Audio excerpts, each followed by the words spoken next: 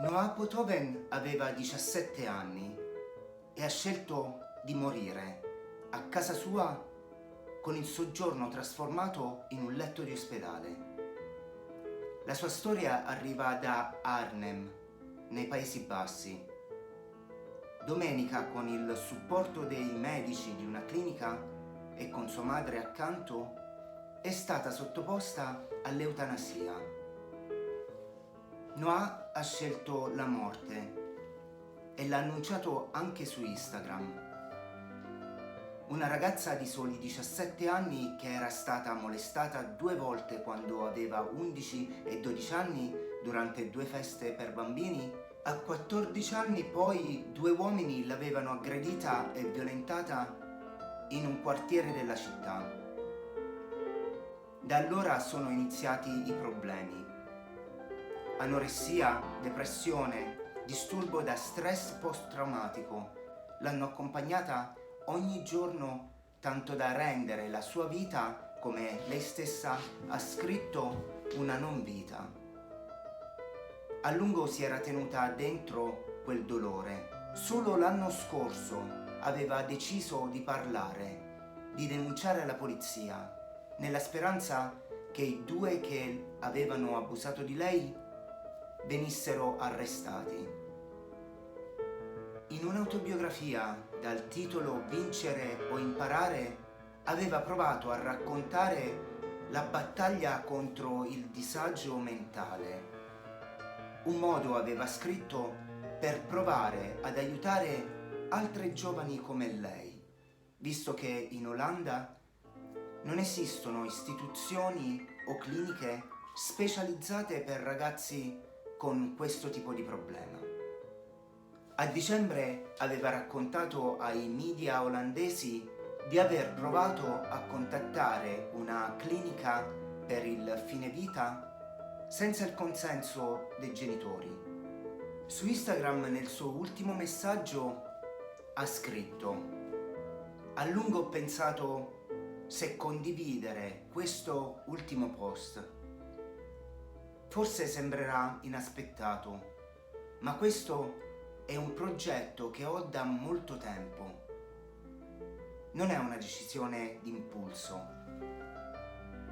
Entro massimo 10 giorni morirò. Dopo anni di battaglie, il combattimento è finito. Ho smesso di bere e mangiare e dopo molte discussioni e valutazioni è stato deciso di lasciarmi andare, perché la mia sofferenza è insopportabile." Noah racconta: "Respiro, ma non ho mai vissuto."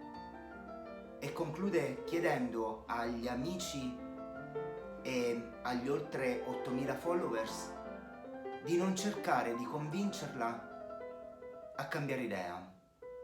"Amore e lasciare andare, in ogni caso", ha scritto nel suo addio. E così domenica Noah si è spenta nel salotto di casa. Al suo fianco c'era la madre. In Olanda il fine vita è normato da una legge entrata in vigore nel 2002 e che prevede che chiunque al di sopra dei 12 anni di età possa decidere di sottoporsi all'eutanasia con il consenso dei genitori per i minori di 16 anni. E nel caso in cui un medico abbia stabilito che la sofferenza del paziente sia insopportabile e senza prospettive di miglioramento. E nel caso che la richiesta di fine vita sia volontaria e persista nel tempo. Il paziente sia perfettamente consapevole delle sue condizioni e che un secondo dottore confermi le condizioni certificate dal primo medico. E ancora, è obbligatorio che l'eutanasia venga realizzata seguendo standard clinici appropriati e alla presenza di un medico. E che infine lo stesso medico segnali la causa del decesso al medico legale. Nel 2017 circa 6.585 persone hanno chiesto e ottenuto l'eutanasia in Olanda. circa il 4,4% dei decessi totali nel paese.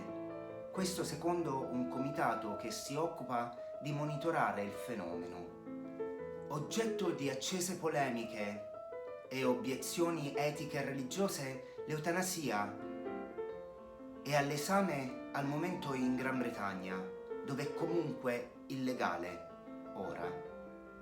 L'eutanasia è consentita invece in alcuni stati americani, in Canada e in Belgio.